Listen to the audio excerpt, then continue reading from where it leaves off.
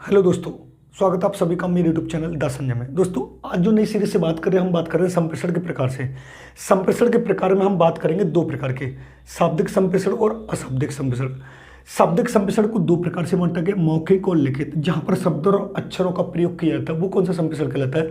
वो हमारा शाब्दिक संप्रेषण कहलाता है। अशाब्दिक संप्रेषण होता है जहां पर ओनली हम ध्वनि और संकेतों का प्रयोग करते हैं या इशारों का प्रयोग करते हैं, जैसे ध्वनि संकेत, चेहरे की भाषा, शारीरिक भाषा, इशारे या संकेत की भाषा। मान लीजिए मेरे एक तो ध्वनि या संकेत कैसे होती है कि मान लीजिए आपसे किसी ने पूछा कि आप पानी लेंगे, तो आपने बोला ऐसे बोल दिया, तो आपने ये ध्वनि की है ना, संकेत, ये मना करने की बात किया। अब यहाँ पर चेहरे की भाषा क्या बताई मैंने? मान लीजिए मेरा चेहरा है, कभी क्रोधित हो रहा है, तो कभी खुशी वाला हो रहा है, तो कभी स्माइल वाला हो रहा है। तो अब इसको देख के पता लगा कि सर गुस्से में है या हंसते हुए हंसमुख चेहरा है। शारीरिक भाषा क्या होती है कि मान लीजिए जो मेरी वेशभूषा है वो भी एक तरह से आपको कोई ना कोई इशारा देती है। इशारे संकेत, जो मेरे ये हाथ चल रहे, ये भी एक तरह से संप्रेषण का भाग होता है। और संप्रेषण का शाब्दिक अर्थ मैंने आपको ये वाली बात बताई थी कि विचारों को आदान प्रदान करना। ये वाली बात मैंने इससे पहले वाली वीडियो में आपको बता चुका हूँ। इससे पहले वाली वीडियो मैंने आपको बता दिया कि संप्रेषण का शाब्दिक अर्थ क्या है, संप्रेषण कितने प्रकार का होता है जो मैं इसमें बता रहा हूँ, संप्रेषण की प्रोसेस कौन सी होती है, और संप्रेषण की विशेषता जो मैंने आपको पूर्ण रूप से बता दी है, और संप्रेषण का पाश्चात्य संदर्भ अर्थ और भारतीय संदर्भ अर्थ, और संप्रेषण का दूसरा नाम इससे मैंने पहली वाली वीडियो में बना दिया, जिसको आप जाके देख सकते हैं। अब चलते हैं संप्रेषण के अन्य प्रकार। अब संप्रेषण के अन्य प्रकार भी होते हैं जो हमें समझने के संप्रेषण के अन्य प्रकार कौन कौन से होते हैं, जहाँ से क्वेश्चन कंपलसरी आएगा ही आएगा। ये आपको समझना ही समझना कि संप्रेषण के अन्य प्रकार कौन कौन से होते हैं। क्लियर है? अब संप्रेषण के अन्य प्रकार यहाँ पर हम हेडिंग डालते हैं कि अन्य प्रकार।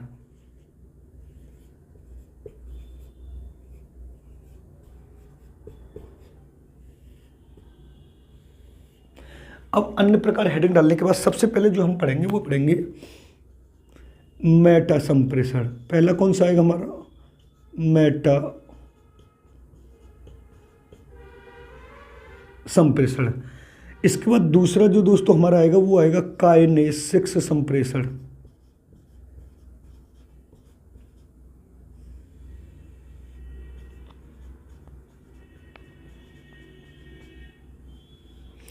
उसके बाद तीसरा जो आएगा वो आएगा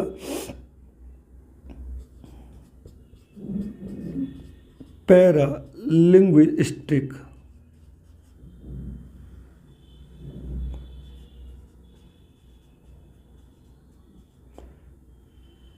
संप्रेषण।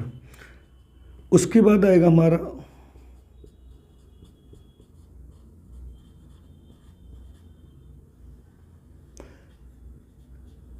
चैरेनोमिक्स संप्रेषण।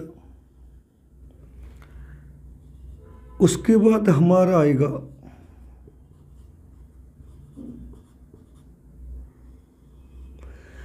गुस्ट्रिक संप्रेषण।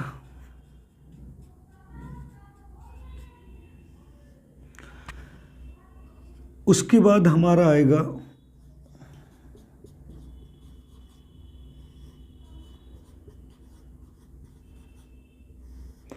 ओल्फस्ट्रिक संप्रेषण।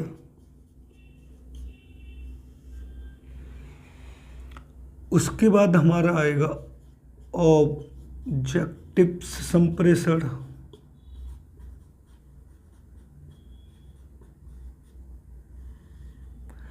ये हमारे संप्रेषण के प्रकार है। अब इन संप्रेषण को हमें पढ़ना है और ये देखना है कि कौन सा संप्रेषण किस तरीके से और किस तरह से वो प्रयोग किया जाता है। क्लियर बात है? ये वाली बात आपको पूर्ण रूप से समझ में आनी चाहिए कि ये संप्रेषण के अन्य प्रकार हैं। दो प्रकार मैंने आपको अलग से बता दिए थे। अब हम सबसे पहला बात करेंगे मेटा संप्रेषण की।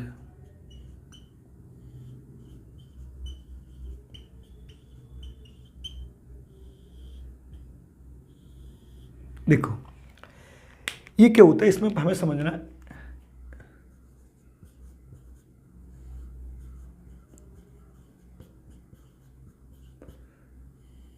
इस संप्रेषण में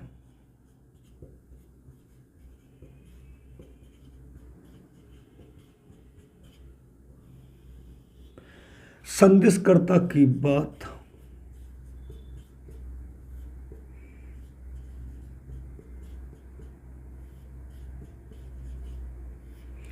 श्रोता तक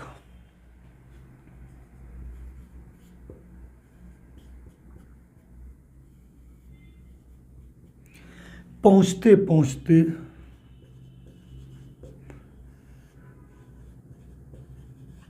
उसका अर्थ चेंज हो जाता है, उसका अर्थ चेंज हो जाता है। वो कौन सा संप्रेषण कहलाता है? मेटा संप्रेषण कहलाता है। मान लीजिए मैंने आपसे कोई बात पहुंचाई, मैंने अपनी बात किसी दूसरे तक पहुंचाने के लिए किसी एक व्यक्ति से कहा क्या उस वाले व्यक्ति से कोई ना कोई बात बोल देना। अब मैंने तो कुछ और बोला था और उसने उस बात को बढ़ा चढ़ाकर दूसरे वाले व्यक्ति यानी रिसीवर तक पहुंचा दिया। यानी जब सेंडर की बात रिसीवर तक पहुंचते पहुंचते जिस संदेश का अर्थ बिल्कुल चेंज हो जाता है वो हमारा कौन सा संप्रेषण कहलाता है? वो हमारा मेटा संप्रेषण कहलाता है। दूसरा मैंने आपको बताया काइनेसिक संप्रेषण।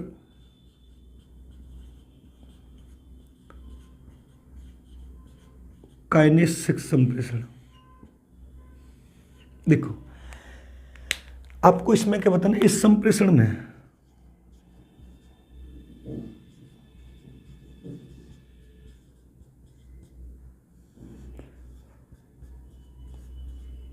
शारीरिक गतिविधियों का प्रयोग किया जाता है।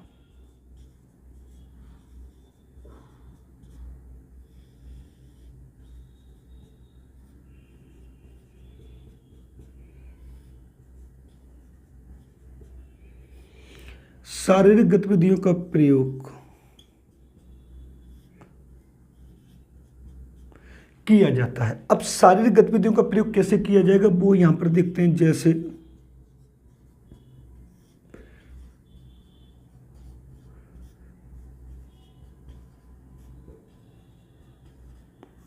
शारीरिक हाव भाव या वेशभूषा या भेष,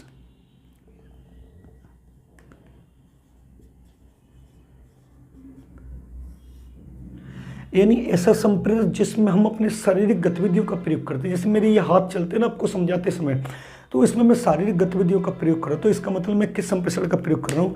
तो आपको बता देना काइनेसिक संप्रेषण का प्रयोग कर रहा हूँ। किसका संप्रेषण का प्रयोग कर रहा हूँ? काइनेसिक संप्रेषण का प्रयोग करता हूँ। तीसरा हमारा है पैरालिंग्विस्टिक संप्रेषण।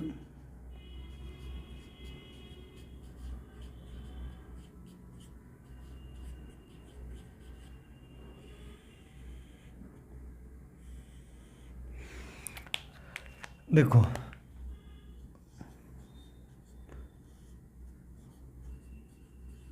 इस संप्रेषण में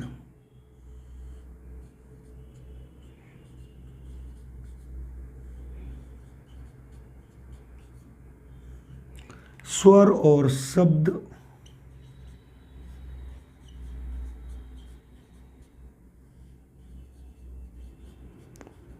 कैसे कहे गए हैं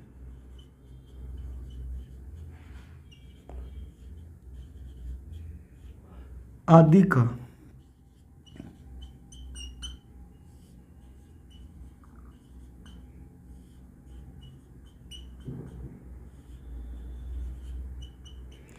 प्रयोग किया जाता है। यानी आपका बात करने का लहजा, यानी जब आप किसी से बात कर रहे हैं और बात करते समय आप उन शब्दों और अक्षरों को किस तरीके से प्रकट कर रहे हैं, वो हमारा कौन सा कहलाएगा? पैरालिंग्विस्टिक संप्रेषण। देखो जब भी इनसे क्वेश्चन पुटअप करेगा ना, तो मैं जो ये डेफिनेशन इनके अंदर की लिख रहा हूँ वो डायरेक्ट ऐसे ही पूछेगा कि निम्नलिखित में से कौन सा संप्रेषण हुआ है जिसमें शारीरिक गतिविधियों का प्रयोग किया जाता है। तो आप काइनेसिक संप्रेषण बोल सकते हैं। आप ये कह सकते हैं वो कौन सा संप्रेषण है जिसमें सेंडर की बात रिसीवर तक पहुँचते पहुँचते उसका अर्थ ही चेंज हो जाता है।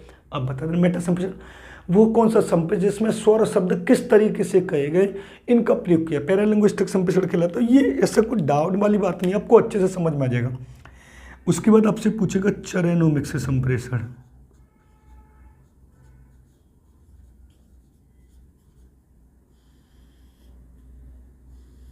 कौन सा पूछेगा? चरैनोमिक संप्रेषण पूछेगा। तो इसमें आपको बता देना इस संप्रेषण में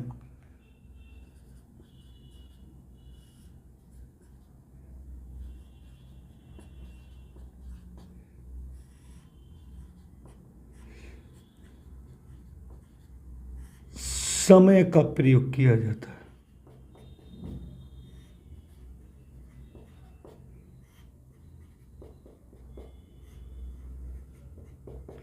किसका प्रयोग किया? समय का प्रयोग किया था। जैसे आपको देखा ना, आपने देखा होगा कि भारत के लोग, भारत के चाइना को ले लेते हैं हम, चाइना के जो लोग हैं भारत के लोगों की अपेक्षा समय के अधिक पाबंद होते हैं। जापान को देखो अब 8G पे चल रहा है, हमारे भारत देश किस पे चल रहा है, 5G पे चल रहा है। आपने देखा होगा जापान में जितने भी काम हो रहे हैं वो रोबोट से कराने की पूरी पूरी कोशिश कर रहे हैं। अगर आपको किसी के साथ खेलना भी है, 3 पत्ती जो ताश खेलते हैं या वो जैसे टेबल टेनिस खेल लेते, तो वहाँ पर उन्होंने रोबोट तैयार कर लिया। और हमारे यहाँ पर 5G पे ये भी अटके हुए हैं। तो आपसे अगर ये बोला जाए निम्नलिखित में से कौन सा संप्रेषण ऐसा है जिसमें समय का प्रयोग किया जाता है, तो आप चैनोमिक्स बता सकते हैं। यानी चाइना के या भारत के चाइना या जापान के लोग भारत के लोगों के अपेक्षा समय के अधिक पाबंद होते हैं। अमेरिका देखो कहाँ पे चल रहा है, चाइना देखो कहाँ पे चल रहा है, तो वो अपने समय का अच्छे तरीके से प्रयोग करते हैं। लेकिन हम लोग कहाँ करते हैं, तो वो कौन सा संप्रेषण कहलाता है, चैनोमिक संप्रेषण कहलाता है। उसके बाद मैंने आपको बताया गुस्टिक संप्रेषण।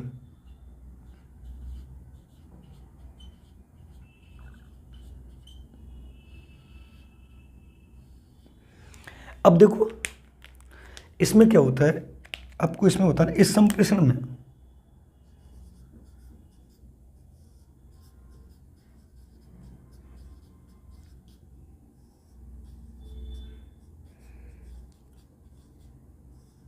स्वाद का प्रयोग किया जाता है। अब आपके दिमाग में ये वाली बात हो रही है कि सर स्वाद का प्रयोग कैसे कर सकते हैं, स्वाद का प्रयोग कैसे कर सकते हैं। तो आपने देखा ना चटपटी बातें, एक व्यक्ति ऐसा होता है बहुत चटपटी बात का, बहुत एक ऐसी इंटरेस्टेड बातें करता है जिससे सुनने के लिए बहुत से लोग तत्पर होते हैं कि यार तू बोल, बहुत अच्छा बोला, तेरे बात सुनने में हमारा मजा आ रहा है। चटपटी जो बातें होती है, कड़वी जो बात होती है, यानी जिन बात को सुनने के लिए मैं थोड़ा इंटरेस्ट आने लगे, वो कौन सा संप्रेषण कहलाता है, गुस्टिक संप्रेषण कहलाता है। ठीक है, अब यहाँ पर एक और भी हो सकता है जो मुझे अभी याद आ रहा है, प्रोसेमिक्स संप्रेषण, जो मुझे ध्यान नहीं रहता। एक और भी अभी आपको पढ़ा दे, प्रोसेमिक्स संप्रेषण, जो अभी इधर ही पढ़ाएंगे, उस टाइम मेरे दिमाग से स्लिप हो गया था। अब आगे जो हम पढ़ रहे हैं वो पढ़ेंगे ओल्फ स्ट्रिक संप्रेषण। कौन सा पढ़ेंगे, ओल्फ स्ट्रिक संप्रेषण।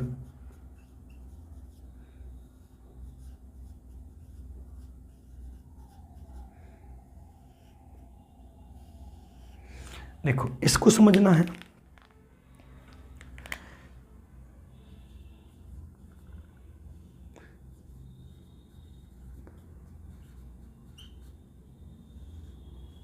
इस संप्रेषण में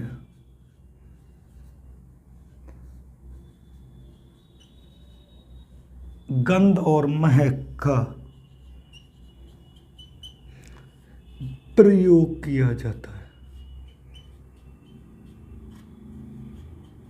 किसका प्रयोग करें, गंध और महक। गंध और महक का मतलब ये होता है कि मान लीजिए जब कोई बात आपसे कर रहा है और उसकी बातों से हर समय ऐसा लग रहा है कि ये लड़ाई झगड़े वाली बात कर रहा है, घृणा वाली बात कर रहा है, मतलब एक तरह से गंदी गंदी बातें कर रहा है, तो एक तरह से लगता है यार तू दूर रह, तेरी बात हमें एक तरह से ऐसे चुभ रही है।